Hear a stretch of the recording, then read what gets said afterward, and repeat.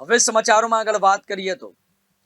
સુરત શહેરમાં ઓપરેશન અભ્યાસ બાદ 7.5 કલાકથી જ ઓપરેશન બ્લેકઆઉટમાં સુરતીઓએ સહકાર આપ્યો છે